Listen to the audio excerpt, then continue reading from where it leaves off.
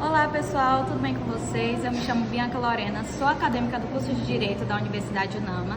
Estou em conjunto com a Yasmin, também acadêmica do curso de Direito, e estamos aqui presentes para apresentar o nosso projeto de extensão que tem como tema o assédio moral nas relações de trabalho, estratégias de prevenção e defesa do trabalhador.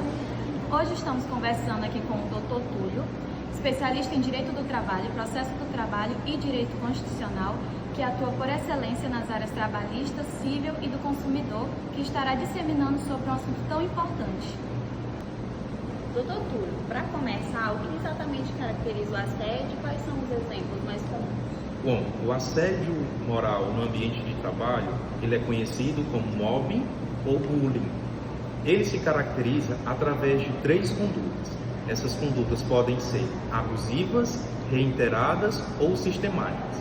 Abusivas, elas têm o tom de trazer humilhação e constrangimento para o trabalhador.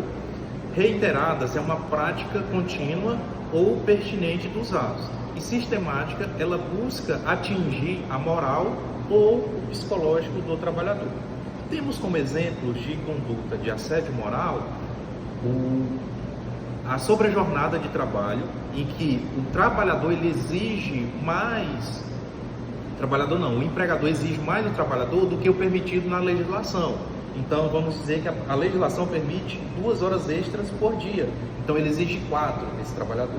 Né? Metas inatingíveis, aquela meta impossível de se cumprir, e ataques à honra. O que a gente mais vê no cotidiano é o quê?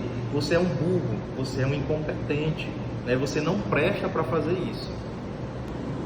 Doutor, como a gente estava pesquisando sobre o projeto, nós encontramos que muita gente tem medo de denunciar esses casos de assédio.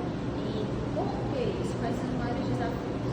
Os maiores desafios encontrados para fazer a denúncia é o medo de retaliação, né, por parte do empregador, em que a gente tem o jargão mais cotidiano, o de férias definitivas, né, que seria a demissão, que se você denunciar, você vai pagar por isso, né? Falta de provas, porque o assédio, como ele geralmente ocorre num ambiente em que está só o assediador e o assediado, então o colaborador ele fica com receio, né, de denunciar, de expor aquela situação, e não tem prova suficiente naquele momento.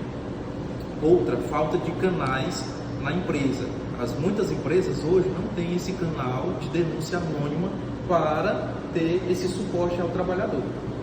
Nós percebemos que esses assédios geralmente é praticado por um superior hierárquico. Como a empresa pode ser responsabilizada por esses atos dessas pessoas e se ela realmente pode ser responsabilizada? Sim, a empresa ela pode ser responsável por esses atos, porque a obrigação dela é manter um local de trabalho seguro, saudável e digno. E ela poderá sofrer indenização por dano moral, né, rescisão indireta, em que o empregador ele dá demissão do empregado justamente por descumprimento das cláusulas do contrato de trabalho, e pode sofrer também multas administrativas por parte do Ministério do Trabalho e Emprego. Doutor Túlio, recentemente houve uma alteração feita pela CIPA e com isso gostaríamos de saber quais foram as novas obrigações impostas e quais efeitos foram gerados na CLT. Pois bem, a Lei 14.457 de 2022, ela trouxe uma alteração no nome da CIPA e em algumas de suas regras de conduta. A alteração passou-se a chamar Comissão Interna de Prevenção e Acidentes e o Assédio, que foi denominada a nova NR 5, chamada de Norma Regulamentadora 5. Dentro do seu contexto, ela trouxe alguns pontos. Primeiro ponto, regras de conduta, em que a empresa ela deve fornecer um código de ética, um regimento interno, capacitação anual, canais de denúncia, porque muitas empresas não têm canais de denúncia, porque o trabalhador fica com medo de denunciar essa situação e sofrer represálias. E por fim, uma prevenção e uma apuração sobre o assédio moral ocorrido nesse ambiente. E por fim, queríamos saber o que o trabalhador deve fazer ao perceber que está sofrendo o assédio moral e qual o prazo para o trabalhador entrar com uma ação na Justiça do Trabalho.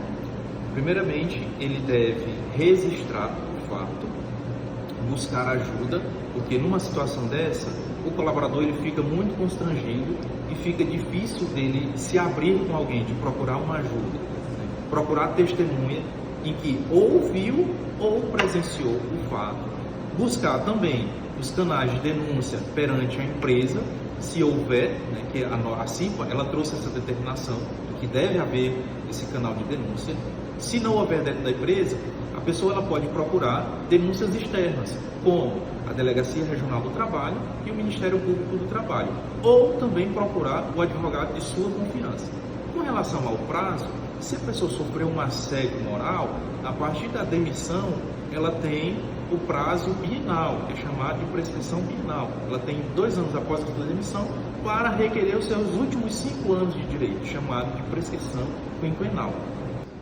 O assédio moral é uma realidade que precisa ser enfrentada e disseminada na sociedade. Nós agradecemos ao doutor pela contribuição e esperamos que esse vídeo possa ajudar outras pessoas a reconhecer seus direitos e saber como enfrentar o assédio moral.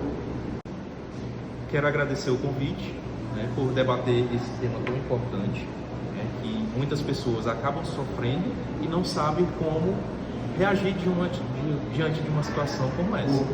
Obrigado.